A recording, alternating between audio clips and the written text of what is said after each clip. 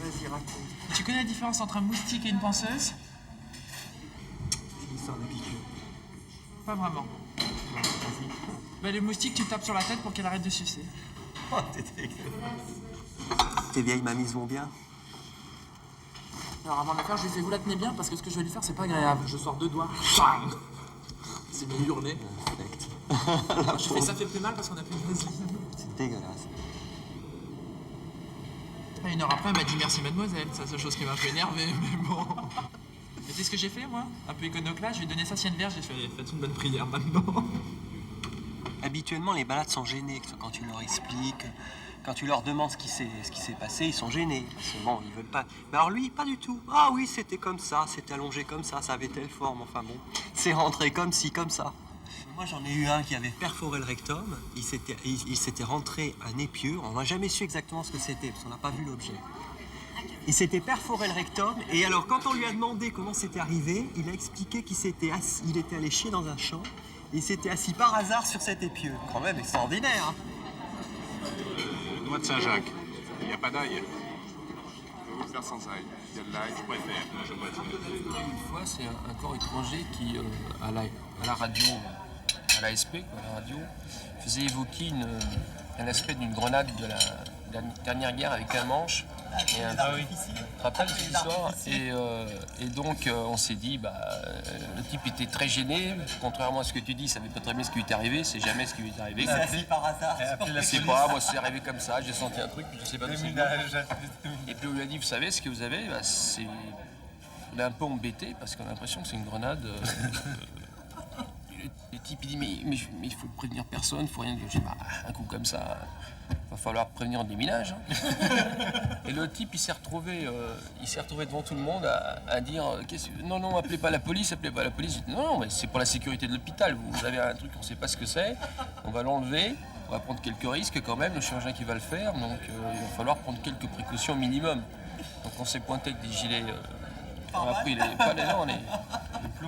plomb de la radio, disant que c'était une protection et tout, puis ils vont finir par enlever un truc en plastique. Et l'affaire était terminée, mais il a eu très peur. Je faisais mon service militaire à la coopération à Tunis, il n'y avait pas de médecin légiste, et un jour une femme avait été trouvée dans sa casbah, morte, d'une mort qui paraissait pas très naturelle.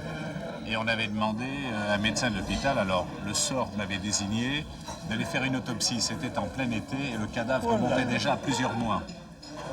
Et quand on a sorti le cadavre, Il y avait les mouches. il y avait les asticots. Je suis sorti livide. Et il y avait une infirmière à qui j'ai demandé de me mettre de l'eau de Cologne sur le masque parce que c'était intenable. Et on m'a demandé d'aller chercher un morceau de cœur, un morceau de foie, un morceau d'intestin. Et j'ai fait ça, mais j'ai prélevé dans ce qui était la région du cœur, dans la région du foie et la région de l'intestin. Mais alors là, épouvantable. La formation, c'est juste sur les cochons et sur les cadavres? Non, moi j'ai commencé chez Eticon sur des mannequins. Il fallait faire les sutures en dos. Ensuite sur le cochon, parce que Ensuite sur le cochon. La vésicule, c'est ce qui ressemble le plus. La vésicule du cochon est plus facile parce qu'elle est mieux appendue.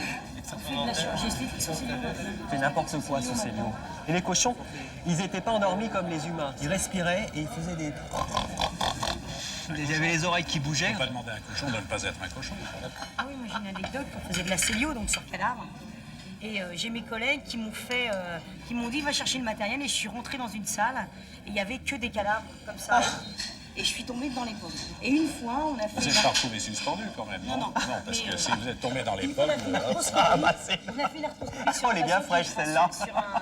Sur un macabé qui n'était pas tellement sain, et en passant le trocard dans l'arthroscopie, on a vidé la jambe. Elle s'est explosée. Quand ils sont gonflés, ça se déballonne tout de suite. Hein. C'est assez extraordinaire. Ouais, il faut le voir. Hein. Mais on n'est jamais très habitué à ça.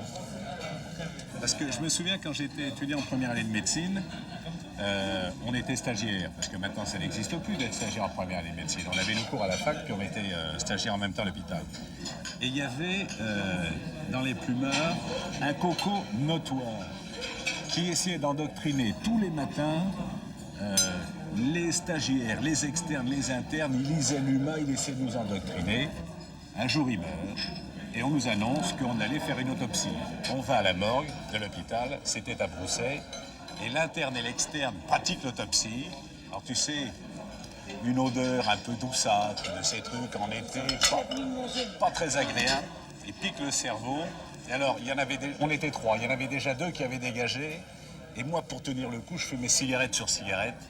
Et alors, ce qui m'a achevé, c'est quand ils ont dit à la fin de l'autopsie, tu te souviens comme ils nous emmerdaient avec l'humanité tous les jours, on va lui bourrer le crâne avec le Figaro. Ils lui ont mis le Figaro, ils ont fermé la boîte crânienne, et là je suis sorti. C'était trop. Parce que, et ce type-là est parti, mon vieux, dans son truc avec le Figaro dans le crâne. Il doit encore se retourner. Pauvre type. Moi, je sais que la première fois que j'ai vu un patient ouvert gros, c'est encore plus impressionnant que dans la rue, quoi. Parce que, tu sais, gros, tu as l'impression que c'est On gros. voit la paroi et on voit l'intérieur. Mais quand tu vois l'intérieur, c'est ça de graisse, quoi. C'est des monceaux de... Des gens Ouais. obèses qui ont besoin de 2 tables pour être opérés. Quand même, là, ça commence à faire du mouvement, là. Il y avait Il ne faut pas dire qu'il faut une double équipe chirurgicale, mais c'est presque, quoi. Moi, ça me fait vraiment penser à la chasse à la baleine. Je suis désolé, mais... Tu sais que c'est interdit. On va appeler Faut pas te Brigitte mettre Bardot. faut pas te mettre en tort.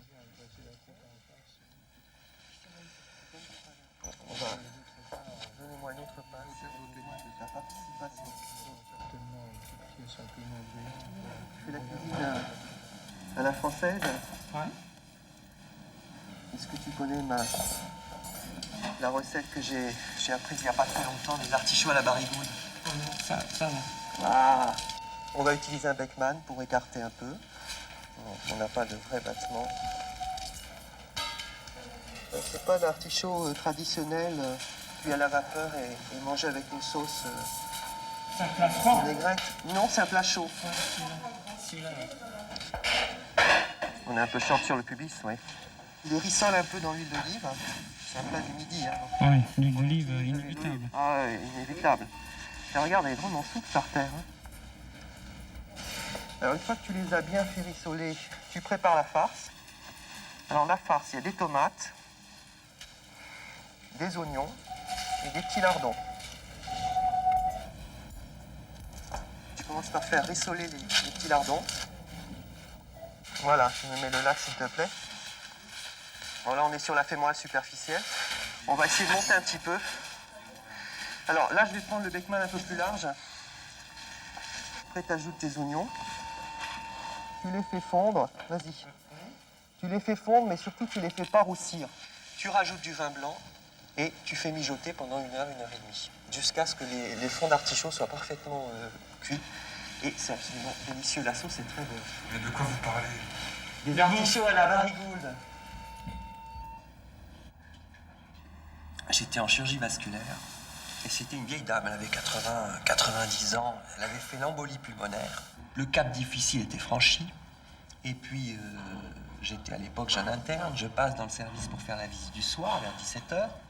Elle avait l'air d'aller bien, elle respirait mieux, elle était sortie de réa, elle était en bon état, on considérait qu'elle était quasiment sortante du service.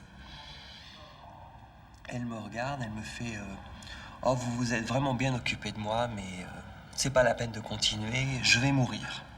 Ouais, c'est classique. Ouais, classique, attends, je la regarde, je dis, enfin, c'est pas possible, racontez pas d'histoire, vous êtes sorti d'un pas difficile, ça va mieux, vous allez pas mourir, ça va bien se passer, là, vous êtes sortante, vous allez retrouver vos petits-enfants. Elle me dit, non, docteur, je vais mourir cette nuit.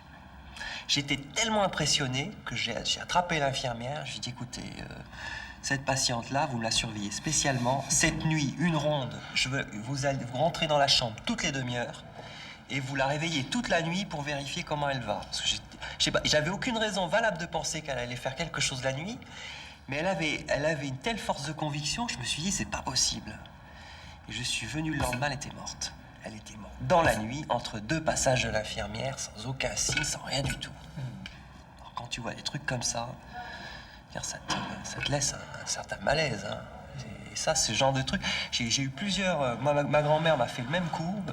3 jours avant de mourir, et ben, elle m'a dit la même chose. Elle m'a dit, je vais mourir, c'est pas la peine de s'occuper de moi, je vais mourir. Et je m'en suis vraiment voulu parce que j'étais pas là quand c'est arrivé, quoi. Mais je crois que j'aurais été là, c'était pareil. Elle en avait marre, elle a décidé d'arrêter de lutter, et elle est morte. Et il n'y avait rien à faire. Je veux dire, tu peux pas tirer les gens malgré eux. Hein. Ça, c'est impossible. Ça y est, catastrophe. C'est l'anévrisme rompu. Quel maladroit pour un chirurgien. Ah, tu sais, c'est le propre des chirurgiens, ils sont maladroits. Tiens, regarde, on va colmater avec les compresses. Voilà, ça y est. Il nous manque une gentille infirmière comme au bloc, là. Une penseuse qui pense à tout. Ça y est, l'hémorragie est contrôlée.